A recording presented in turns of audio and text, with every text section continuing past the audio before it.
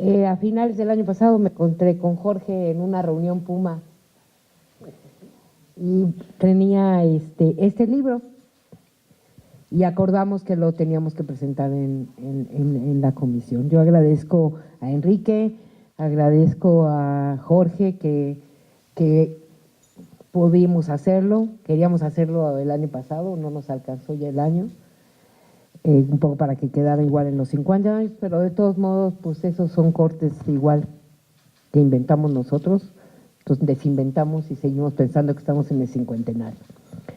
De entrada yo no, lo primero que creo que es importante es lo que estaba señalando, que tiene que ver con que nos sumemos a, pues que esto no se quede en una bodega, man, ¿no? Yo les propongo que la comisión lo va a hacer.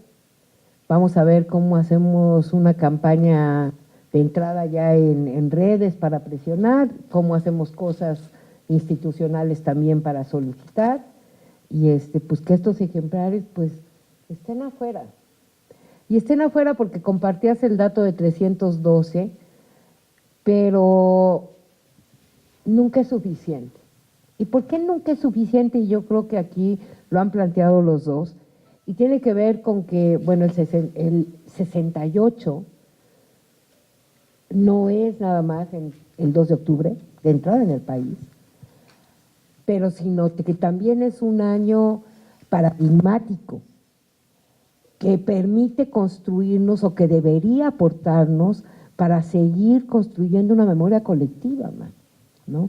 Entonces, sí, el 68 del 2 de octubre, pero es la primavera de París, más bien es Praga, es Alemania, es Italia, es un montón de lugares en donde ya Enrique hizo favor de ahondar en términos de cómo entenderlo más allá, déjense de lo local y de un evento en específico, sino en un contexto que tiene que ser reflexionado en varias lógicas de memoria. Como tú dices, este libro de entrada tiene la lógica del poder de lo que tiene que ser la construcción histórica del coro, de las voces, de lo que nos permite explicarnos por qué estamos aquí, lo que somos ahorita, y lo peor, lo que tenemos que conservar en base a que no son logros nuestros, que no nos corresponde, qué se nos hizo fácil o qué se nos hace difícil a partir exactamente de lo que está pasando.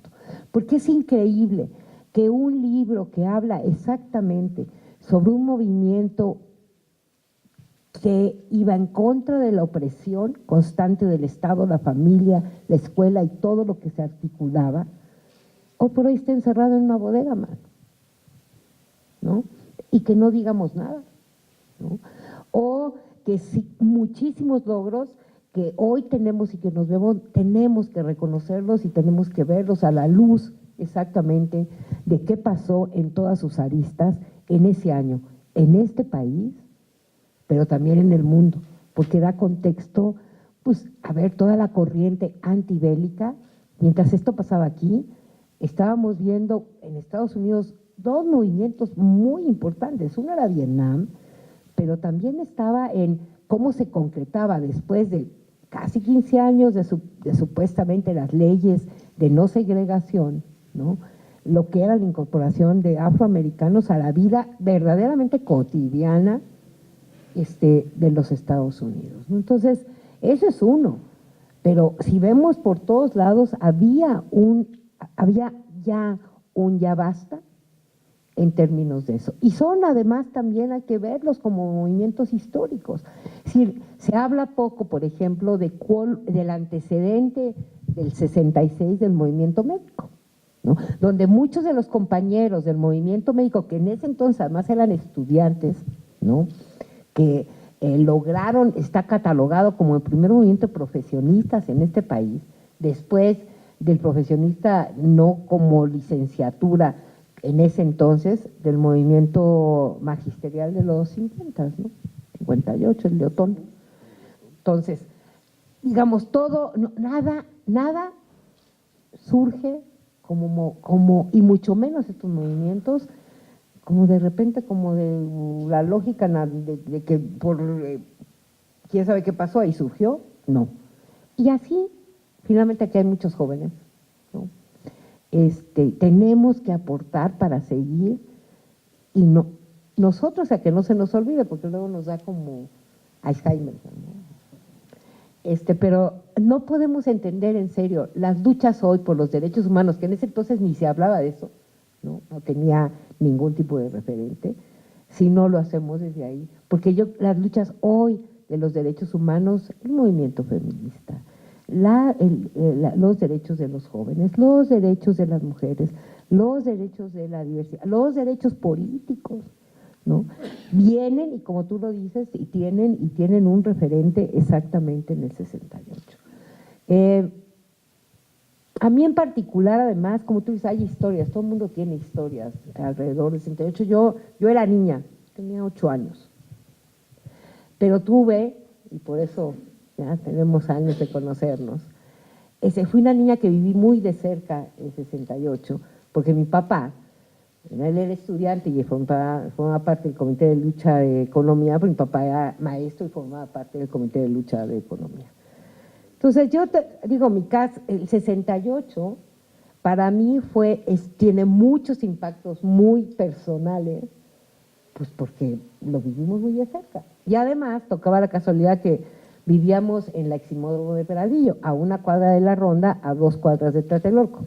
O sea, me tocó ir además el 2 de octubre específicamente mucho más de cerca, con los esténciles y los volantes en el estudio de mi casa, ¿no? Entonces, para mí fluye mucho, muy de manera personal, pero como tú lo decías, no se trata de memorias individuales, se trata de cómo hacemos en coro y cómo le damos el contexto que dimensiona, digamos, qué pasó, por qué pasó y por qué eso nos acompaña. A mí me da mucho gusto además que en el libro haya exactamente perspectivas que muchos dejan fuera. Ya mencionaste tú dos muy importantes, es esta otra parte de la diversidad, ¿no? De repente los universitarios Pumas humanísticos acaparan la visión del movimiento, cuando teníamos ahora sí que a los rudos y a los compas además que venían, bueno, en general la universidad era universidad producto de la movilidad social, eso es un hecho.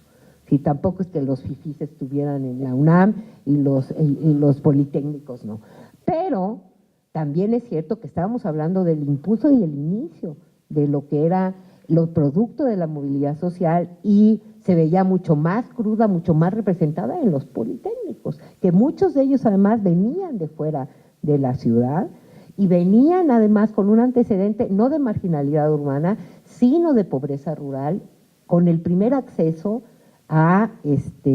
digamos, con un uso además muy pragmático de lo social. Porque ser ingeniero, decidir ser eso, era decidir trabajar por los otros, ¿no? Y generalmente, pues bueno, la palabra la tenían los humanistas, ¿no? Y no se veía esta otra parte que además tenía características interesantes y también sumar. Se piensa que nada más eran quienes estaban en ese entonces en el chiquito Partido Comunista o el más chiquito trotskista, ¿no? Todos, por cierto, en la clandestinidad, ¿no? Por eso el discurso y la percepción era muy fuerte, se entendía, ya vienen, ¿no? No podían ni ponerse de acuerdo, ¿no? ¿No?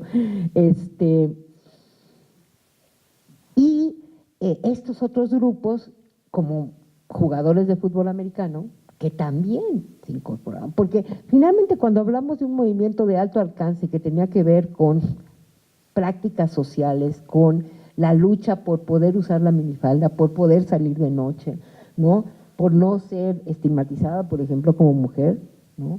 Pues es una lucha social, ¿no? Que iba mucho más allá de quienes por su lado sí tenían claro digamos, banderas que tenían que ver con el cambio político. Para los otros era el cambio en la cotidianidad, en muchos sentidos. Entonces creo que vale mucho la pena. A mí yo le agradezco muchísimo a Jorge, a Enrique, que nos dejen 2 ejemplares, los vamos a tener ahí a disposición de la gente de la comisión, mientras armamos una lucha. Yo creo que no podemos permitir que en el año 2019 tengamos una posición, digamos, de opresión a la libertad de expresión como la que estamos viviendo. Y creo que estas historias están hechas de personas, ya comentabas de las compañeras que también fueron muy invisibilizadas en el movimiento por esta lógica de la prevalecencia de las lecturas desde lo masculino. Yo te agregaría ahí, ahorita que lo estabas comentando, a Alcira Saust, ¿no? Alcira era una uruguaya, si te acuerdas, fue la poeta que se quedó 15 días encerrada en filosofía y que nunca se repuso, porque yo a Alcira la conocí en la preparatoria, en el 74, rondaba por la universidad y por la prepa y por los comités de lucha y se veía como una viejita de 60 años en ese entonces y era una joven. Nunca quedó bien después de esos 15, y para quien quiera conocer la historia de ella, Roberto Bolaños en Amuleto, la que es la protagonista, que es una poeta uruguaya, es Alcira, y sí existió, y murió en el 97, ya otra vez en Montevideo, pero nunca quedó bien. Y así como el ejemplo es no nada más de ver que había mujeres ahí, sino que el 68 tocó para bien, ya muchas veces tocó para mal, y otros ya no lo pudieron contar, ¿no?